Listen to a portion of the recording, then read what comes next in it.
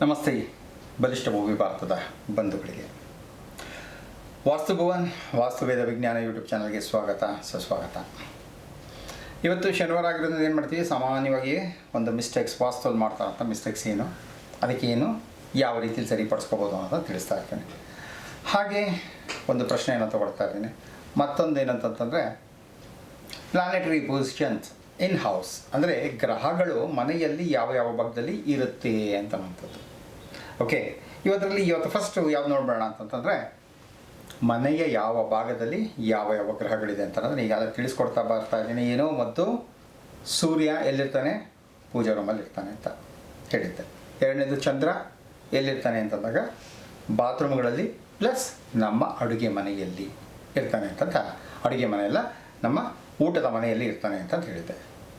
So ಊಟ ಎಲ್ಲಿಂದ ಬರುತ್ತೆ, ಅಡುಗೆ ಮನೆಯಿಂದ ಬರುತ್ತೆ. ಈ ಅಡುಗೆ ಮನೆಯಲ್ಲಿ ಇರುವಂಥ ಗ್ರಹ ಯಾವುದು ಅಂತಂದಾಗ ಮಂಗಳ, ಕುಜ, ಇಂಗ್ಲೀಷಲ್ಲಿ ಹೇಳ್ಬೇಕಾದ್ರೆ ಮಾರ್ಸ್.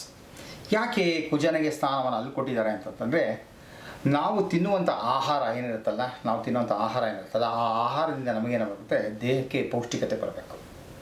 ಜೊತೆಗೆ ತಿನ್ನುವಂಥ ಆಹಾರದಿಂದ ನಮಗೇನು ಬರಬೇಕು, ಧೈರ್ಯ, ಸ್ಥೈರ್ಯ, ಆತ್ಮಸ್ಥೈರ್ಯ ಬರಬೇಕು, ಕಾನ್ಫಿಡೆನ್ಸ್ ಬರಬೇಕು, ಕರೇಜ್ ಬರಬೇಕು, ವಿಲ್ ಪವರ್ ಬರಬೇಕು. ಇವೆಲ್ಲ ಬರಬೇಕು ಅಂತ ಅನ್ನೋದಾಗ ಏನಾಗುತ್ತೆ ಅಂದರೆ, ನಾವು ತಿನ್ನುವಂಥ ಆಹಾರದಲ್ಲಿ ಈ ಶಕ್ತಿಯ ಅಂಶಗಳು ಬೆರೆತು ಬರಬೇಕು. ಇದು ಬೆರೆತು ಬರಬೇಕು ಅಂತಂದಾಗ ಏನಾಗುತ್ತೆ, ಆ ಜಾಗದಲ್ಲಿ ಮಂಗಳ ಅಂತಂದರೆ ಎಲ್ರಿಗೂ ಗೊತ್ತಿರ್ತದೆ, ಧೈರ್ಯ, ಸ್ಥೈರ್ಯ, ಆತ್ಮಸ್ಥೈರ್ಯ ಅಂತಂದ್ಬಿಟ್ಟು. ಹಾಗಾಗಿ ವೀರತನ, ಧೀರತನ, ಶೂರತನ ಎಲ್ಲವನ್ನ ಕೊಡುವಂಥನು ಮಂಗಳ. ಹಾಗೆ ನೋಡಿದಾಗ ಸುಬ್ರಹ್ಮಣ್ಯ ಸ್ವಾಮಿ ದಂಡಪಾಣಿ, ದಂಡನಾಯಕ, ದೇವತೆಗಳ ದಂಡನಾಯಕ ಯಾರು, ಸುಬ್ರಹ್ಮಣ್ಯ ಸ್ವಾಮಿ. ಹಾಗಾಗಿ ಹೇಳ್ತಾ ಇರ್ತಾರೆ, ಇವನ್ನ ಕೃಪಾ ಕಳಶ ಹೆಚ್ಚೆಚ್ಚಿಗೆ ಆಗಬೇಕು ಅಂತಂದರೆ ಏನು ಮಾಡಬೇಕು, ಅಡುಗೆ ಮನೆಯನ್ನು ಯಾವಾಗಲೂ ಪರಿಶುದ್ಧವಾಗಿಟ್ಟಿರಬೇಕು, ಶುಷ್ಕವಾಗಿಟ್ಟಿರಬೇಕು. ಆಯಿತಾ. ಅಡುಗೆ ಮನೆಯನ್ನು ನಾವು ಎಷ್ಟು ಗಲೀಜಾಗಿ ಇಟ್ಕೊಳ್ತಾ ಇರ್ತೀವೋ ಅಷ್ಟು ನಮಗೆ ತಿನ್ನುವಂಥ ಆಹಾರದಲ್ಲಿ ಆ ಕುಜನ ಶಕ್ತಿ ಸಾಮರ್ಥ್ಯ ಅಷ್ಟೇ ಕಲುಷಿತವಾಗಿ ಬರ್ತದೆ. ಶುದ್ಧವಾಗಿತ್ತು ಅಂದರೆ ಶುದ್ಧವಾಗಿ ಬರ್ತದೆ ಅಲ್ವಾ. ಸೊ ಶುದ್ಧವಾದಂಥ ಶಕ್ತಿ ಬಂದಾಗ ಏನಾಗುತ್ತೆ, ನಮಗೂ ಕೂಡ ದೇಹದಲ್ಲಿ ಆರೋಗ್ಯನೂ ಚೆನ್ನಾಗಿರುತ್ತೆ, ಮನಸ್ಸಿನಲ್ಲಿ ಧೈರ್ಯ, ಸ್ಥೈರ್ಯ, ಆತ್ಮಸ್ಥೈರ್ಯನೂ ಚೆನ್ನಾಗಿರುತ್ತೆ.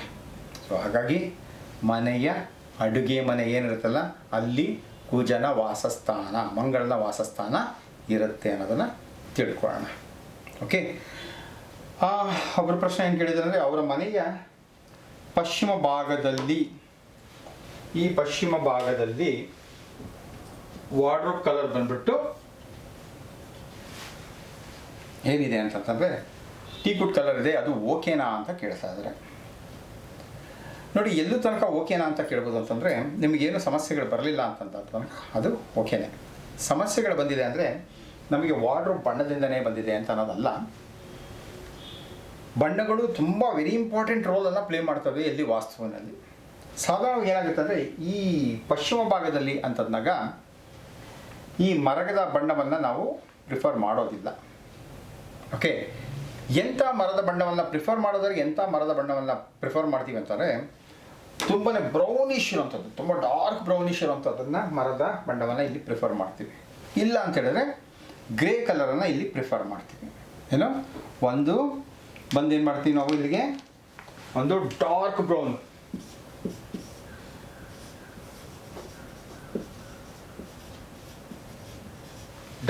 ಅನ್ನು ಪ್ರಿಫರ್ ಮಾಡ್ತೀವಿ. ಯಾಕೆ ಡಾರ್ಕ್ ಬ್ರೌನ್ ಅಂತಂದರೆ, ಡಾರ್ಕ್ ಬ್ರೌನ್ ಬಂದ್ಬಿಟ್ಟು ನಮಗೆ ಭೂತತ್ವದ ಒಂದು ಬಣ್ಣ ಆಗಿರುತ್ತೆ. ಭೂತತ್ವ ಸೌತ್ ವೆಸ್ಟಲ್ಲಿರುತ್ತೆ, ಅದರ ಸಪೋರ್ಟಿಂಗ್ ಸಿಸ್ಟಮ್ ಇಲ್ಲಿ ಬರುತ್ತೆ. ಹಾಗಾಗಿ ಅದನ್ನು ಪ್ರಿಫರ್ ಮಾಡ್ತೀವಿ. ಇಲ್ಲಿ ಏನಾಗುತ್ತೆ, ಇಲ್ಲಿ ವರುಣ ಅಂತ ಅನ್ನೋದು ಬರುತ್ತೆ. ವರುಣ ಅಂತ ಬಂದಾಗ ಏನಾಗುತ್ತೆ ಅಂದರೆ, ಸಾಧಾರಣವಾಗಿ ನಾವು ಅದನ್ನು ವೈಟು ಇಲ್ಲದೆ ಹೋದರೆ ಗ್ರೇ ಕಲರು,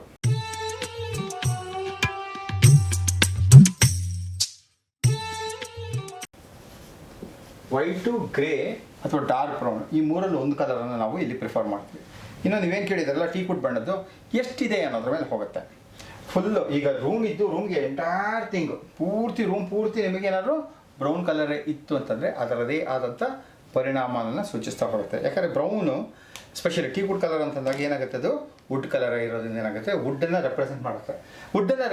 ಏನು ಮಾಡ್ತಾ ಇರುತ್ತೆ ಅಂತಂದರೆ, ವುಡ್ ಬಂದ್ಬಿಟ್ಟು ಏನಾಗುತ್ತೆ, ಅಗ್ನಿತತ್ವವನ್ನು ಸೂಚಿಸುತ್ತೆ. ಸೊ ಈ ಭಾಗಕ್ಕೆ ಅಗ್ನಿತತ್ವ ಬರೋ ಹಾಗೆ ಇಲ್ಲ. ನಿಮಗೆ ಸಮಸ್ಯೆಗಳಿದ್ದರೆ ಮಾತ್ರ ತಿಳಿಸಿ, ಯಾರು ಕೇಳಿದ್ದೀರಾ. ಇಂಥ ಸಮಸ್ಯೆ ಆಗ್ತಿದೆ ನಮ್ಮ ಪಶ್ಚಿಮ ಭಾಗದಲ್ಲಿ ಅಂತಂದಾಗ ಅದಕ್ಕೆ ಏನು ಬೇಕು ಸೂಕ್ತವಾದ ಪರಿಹಾರವನ್ನು ಕೊಡ್ತೀನಿ ನಾನು. ಅದರ್ವೈಸ್ ಏನು ಸಮಸ್ಯೆ ಇಲ್ಲ. ಚಿಕ್ಕ ವಾರ್ಡ್ರೋಬ್ ಇದೆ, ಚಿಕ್ಕದಾಗಿದೆ. ನನ್ನ ರೂಮ್ ಸೈಜ್ ಬಂದ್ಬಿಟ್ಟು 10ಕ್ಕೆ 15 ಅಡಿ ಇದೆ ಅಥವಾ 14ಕ್ಕೆ 16 ಅಡಿ ಇದೆ. ಅದರಲ್ಲಿರೋದು ಒಂದು 3x3 ಇದೆ. ಯಾವ ಮೂಲೆಯಲ್ಲಿದೆ ಅನ್ನೋದು ವೆರಿ ಇಂಪಾರ್ಟೆಂಟ್ ಆಗುತ್ತೆ. ಅವಾಗ ಇದ್ದಾಗ ಹಂಗಿದೆ, ನನಗೇನು ತೊಂದರೆ ಆಗ್ತಿಲ್ಲ ರೂಮಲ್ಲಿ ಅಂತಾರೆ, ತಲೆ ಕೆಡಿಸ್ಕೊಳ್ಳೋದು ಬೇಕಾಗಿಲ್ಲ. ತೊಂದರೆ ಆಗ್ತಿದೆ ಅಂತಂದರೆ ತಲೆ ಕೆಡಿಸ್ಕೊಳ್ಳೋಣ, ಅದನ್ನು ಸರಿಪಡಿಸೋಕೆ ಏನು ಮಾಡಬೇಕು ಅದನ್ನು ಮಾಡ್ತಾ ಹೋಗೋಣ. ಓಕೆ, ಈಗ ಕಾಮನ್ ಮಿಸ್ಟೇಕ್ಸ್ ಇನ್ ವಾಸ್ತು. ಸಾಕಷ್ಟು ಜನ ಏನು ಮಾಡ್ತಾ ಇರ್ತಾರೆ, ಬಿಲ್ಡಿಂಗನ್ನು ಕಟ್ಟೋದಕ್ಕೆ ಶುರು ಮಾಡ್ತಾರೆ. ಶುರು ಮಾಡಿ ಮಧ್ಯದಲ್ಲಿ ಹಲವಾರು ರೀತಿಯಲ್ಲಿ ಲೇಬರ್ ಪ್ರಾಬ್ಲಮ್ ಆಗ್ಬೋದು, ಅಥವಾ ಗೌರ್ಮೆಂಟ್ ಪ್ರಾಬ್ಲಮ್ ಆಗಿರ್ಬೋದು, ಕಾಂಟ್ರಾಕ್ಟರ್ ಪ್ರಾಬ್ಲಮ್ ಆಗಿರ್ಬೋದು, ಆರ್ಕಿಟೆಕ್ಟ್ ಪ್ರಾಬ್ಲಮ್ ಆಗಿರ್ಬೋದು, ಇಂಜಿನಿಯರ್ ಪ್ರಾಬ್ಲಮ್ ಆಗಿರ್ಬೋದು, ಮೆಟೀರಿಯಲ್ ಪ್ರಾಬ್ಲಮ್ ಆಗಿರ್ಬೋದು, ಹವಾಮಾನ ಗುಣದ ಪ್ರಾಬ್ಲಮ್ಗಳಾಗಿರ್ಬೋದು. ಈ ಥರ ಅನೇಕ ಪ್ರಾಬ್ಲಮ್ಗಳನ್ನು ಫೇಸ್ ಮಾಡ್ತಾ ಬರ್ತಾ ಇರ್ತಾರೆ. ಸೊ ಇದೆಲ್ಲ ಯಾಕೆ ಆಗುತ್ತೆ ಅಂತಂದಾಗ ಸಾಧಾರಣವಾಗಿ ಏನು ಮಾಡ್ತೀವಿ, ಪೂಜೆ ಮಾಡ್ಬೇಕಾದ್ರೆ ಎಲ್ಲರೂ ಏನು ಮಾಡ್ತೀವಿ, ನಾರ್ತ್ ಈಸ್ಟಲ್ಲೇ ಶುರು ಮಾಡ್ಕೊಳ್ತೀವಿ. ನಾರ್ತ್ ಈಸ್ಟಲ್ಲಿ ಪೂಜೆ ಮಾಡ್ತೀವಿ, ರೈಟ್, ಗುಡ್. ನಾರ್ತ್ ಈಸ್ಟಲ್ಲಿ ಈಶಾನ್ಯದಲ್ಲಿ ಈಶನ ಕೃಪಾ ಕಟಾಕ್ಷನ ಬೇಡಿಕೊಂಡು, ಗುರುವಿನ ಕೃಪಾ ಕಟಾಕ್ಷನ ಬೇಡಿಕೊಂಡು ಕೆಲಸವನ್ನು ಶುರು ಮಾಡ್ತಾ ಇರ್ತೀವಿ, ಆಯಿತಾ. ಆದರೆ ಏನು ಮಾಡ್ಬಿಡ್ತಾರೆ ಅಂದರೆ, ಫಸ್ಟ್ ಸೈಡ್ ಸ್ಟೋನ್ ಮೇಸನ್ರಿ ಅಥವಾ ಫೌಂಡೇಶನು ಅಥವಾ ಕಾಲಮನ್ನೆಲ್ಲ ಎಲ್ಲ ಹಾಕ್ತಾರೆ ಅಂದರೆ, ಎಷ್ಟೋ ಜನ ಗೊತ್ತಿಲ್ಲ ಏನು ಮಾಡ್ತಾರೆ, ಈಶಾನ್ಯದಲ್ಲಿ ಹಾಕ್ತಾರೆ. ಅದು ತಪ್ಪದು. ಪೂಜೆ ಮಾಡಿದ್ರಿ, ಎಕ್ಸ್ಕವೇಷನ್ ಮಾಡಿದ್ರೆ ಓಕೆ, ರೈಟ್. ಎಕ್ಸ್ಕವೇಷನ್ ಅಂತಂದರೆ ಭೂಮಿಯನ್ನು ಅಗೆಯುವಂಥ ಒಂದು ಪ್ರಕ್ರಿಯೆ. ಭೂಮಿಯನ್ನು ಅಗೆದಾಗ ಮಾಡಿದಾಗ ನೀವಿಲ್ಲಿ ಫೌಂಡೇಶನ್ ಇಲ್ಲ ಹಾಕೋಂಗಿಲ್ಲ. ಫೌಂಡೇಶನನ್ನು ಫಸ್ಟ್ ಎಲ್ಲ ಹಾಕಬೇಕು ಅಂದರೆ ಕೆಲವೊಬ್ರು ಏನು ಹೇಳ್ತಾರೆ ಅಂದರೆ, ಇಲ್ಲಿ ಹಾಕ್ಬಿಡಿ, ಸೌತ್ ವೆಸ್ಟಲ್ಲಿ ಹಾಕ್ಬಿಡಿ ಅಂತ ಹೇಳ್ತಾರೆ. ಅದು ಅಲ್ಲ. ವಾಸ್ತುಶಾಸ್ತ್ರದ ಪ್ರಕಾರ ಯಾರಿಗೆ ನಾವು ಮೊಟ್ಟ ಮೊದಲದಾಗಿ ಸಂತೃಪ್ತಿಯನ್ನು ಪಡಿಸ್ಬೇಕು ಅಂತ ಅನ್ನೋದಾದರೆ, ಯಾರ ಕೃಪಾಕಟಾಕ್ಷವನ್ನು ಪಡಿಬೇಕು ಅಂತ ಅನ್ನೋದಾದರೆ ಶುಕ್ರ ಸೌತ್ ಈಸ್ಟ್ ಭಾಗದಲ್ಲಿ ಮೊಟ್ಟ ಮೊದಲನೆಯ ಅಡಿಗಲ್ಲು ಅಥವಾ ಫೌಂಡೇಶನನ್ನು ಇಲ್ಲಿ ಹಾಕೋಬೇಕು. ಪಿಲ್ಲರನ್ನು ಮೊಟ್ಟ ಮೊದಲ ಪಿಲ್ಲರ್ ಇಲ್ಲಿ ಹಾಕೋಬೇಕು. ನಾನು ಬರೋವಂಥವ್ರಿಗೆಲ್ಲರೂ ಕೂಡ ಅದೇ ರೀತಿಲಿ ಕೊಡ್ತಾ ಇರ್ತೀನಿ. ಫಸ್ಟು ಅಂತ ಕೊಟ್ಟಿರ್ತೀನಿ, ನಾನು ಸೆಕೆಂಡು ಅಂತ ಕೊಟ್ಟಿರ್ತೀನಿ, ಥರ್ಡು ಅಂತ ಕೊಡ್ತೀನಿ, fourth, fifth, okay, 6th, 7th, 8th, ಇದನ್ನು ಲಾಸ್ಟ್ ಕೊಟ್ಟಿರ್ತೀನಿ ನಾನು. ಈ ಥರ ಕೊಡ್ತೀನಿ ಕಾಲಮ್ಗಳನ್ನು ಎಲ್ಲೆಲ್ಲಿಂದ ಹಾಕೊಂಬರ್ಬೇಕು ಅಂತಂದ್ಬಿಟ್ಟು. ಓಕೆ, ಹಾಕ್ಕೊಂಡು ಆ ಥರ ಫೌಂಡೇಶನನ್ನು ಹಾಕೊಂಬಂದ್ರೆ ಏನಾಗುತ್ತೆ ಅಂದರೆ, ಮನೆಯ ಕಾರ್ಯ ಸುಗಮವಾಗಿ ನಡೆಯುತ್ತೆ. ಇಲ್ಲಿ ಬರೋವಂಥ ಫ್ಲೋ ಆಫ್ ಎನರ್ಜಿ ಏನು ಮಾಡುತ್ತೆ, ಈ ಭಾಗಕ್ಕೆ ಕರೆಕ್ಟಾಗಿ ಪ್ರಾಪರಾಗಿ ಎನರ್ಜಿಯನ್ನು ಕೊಡ್ತಾ ಇರುತ್ತೆ. ಯಾವಾಗ ಎನರ್ಜಿ ಕರೆಕ್ಟಾಗಿ ಬರ್ತಾ ಇರುತ್ತೋ ನಮಗೆ ಸಿನರ್ಜಿ ಚೆನ್ನಾಗಿ ವರ್ಕ್ ಆಗುತ್ತೆ. ವರ್ಕ್ ಆದಾಗ ಏನಾಗುತ್ತೆ, ಬಿಲ್ಡಿಂಗನ್ನು ಅನಾಯಾಸವಾಗಿ ಕಟ್ಟಬಹುದು.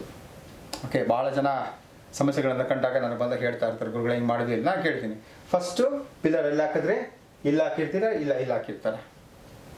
ಕೇಳಿದ್ರೆ ಇಲ್ಲ ಹೇಳಿದ್ರು ನಮಗೊಬ್ಬರು ಅಂತಾರೆ. ಇಲ್ಲ, ಅದಲ್ಲ. ನಾನು ಶಾಸ್ತ್ರವನ್ನು ಸರಿಯಾಗಿ ಅಧ್ಯಯನ ಮಾಡಿರೋದಕ್ಕೋಸ್ಕರ ನಾನು ಹೇಳ್ತಾ ಇದ್ದೀನಿ. ಶ್ಲೋಕಗಳ ಸಂಸ್ಕೃತದಲ್ಲಿಂದ ನನಗೇನು ಸಂಸ್ಕೃತ ಅರ್ಥ ಆಗಲ್ಲ ನನಗೆ. ಸೊ ಅದರ ಎಕ್ಸ್ಪ್ಲನೇಷನ್ಸ್ ಏನಿರ್ತಾರೆ ಅರ್ಥ ಆಗುತ್ತೆ. ಯಾವುದೋ ಒಂದೆರಡು ಶ್ಲೋಕಗಳು ಬರುತ್ತೆ ಅಷ್ಟೇ ಹೊರತು ಹೆಚ್ಚಾಗಿ ಸಂಸ್ಕೃತ ಶ್ಲೋಕಗಳು ನನಗೆ ಬರುವುದಿಲ್ಲ, ಹೇಳ್ತೀನಿ ನಮಗೆ. ಇಲ್ಲದ್ರೆ ಸಂಸ್ಕೃತ ಶ್ಲೋಕದಲ್ಲಿ ಹೇಳಿಬಿಟ್ಟು ನಾನು ನಿಮ್ಗೆ ಹೇಳ್ಬೋದಾಗಿತ್ತು, ಇಲ್ಲ ಅದು. ಆದರೆ ಇದನ್ನು ಹೇಳ್ತಾ ಇರುತ್ತೆ, ಅದು ಅರ್ಥ ಆಗುತ್ತೆ ನಮಗೆ. ಓಕೆ, ಅದರಲ್ಲಿ ಕೊಟ್ಟಾಗ ಹಿಂಗಿರುತ್ತೆ. ಈ ರೀತಿ ಮಾಡ್ಕೊಳ್ಳಿ. ಈ ರೀತಿ ಮಾಡ್ಕೊಂಡಾಗ ಏನಾಗುತ್ತೆ ಅಂದರೆ, ನೀವು ಮಾಡುವಂಥ ವಾಸ್ತು ಮಿಸ್ಟೇಕು ಸರಿ ಹೋಗ್ತಾ ಇರುತ್ತೆ. ಈ ಥರ ಸರಿ ಮಾಡ್ಕೊಳ್ಳಿ. ಯಾರು ಹೊಸದಾಗಿ ಮನೆ ಕಟ್ತಾ ಇರ್ತಾರೋ ಈ ರೀತಿ ಮಾಡ್ಕೊಳ್ಳಿ. ಓಕೆ, ಭಗವಂತ ಎಲ್ರಿಗೂ ಕೂಡ ಆಯುಷ್ಯ, ಆರೋಗ್ಯ, ಉಲ್ಲಾಸ, ಉತ್ಸಾಹವನ್ನು ಅಷ್ಟೈಶ್ವರ್ಯಗಳ ಜೊತೆಗೆ ಯಥೇಚ್ಛವಾಗಿ ಕೊಡಲಿ ಅಂತ ಹೇಳ್ತಾ ನಮಸ್ತೆ, ಜೈ ಹಿಂದ್.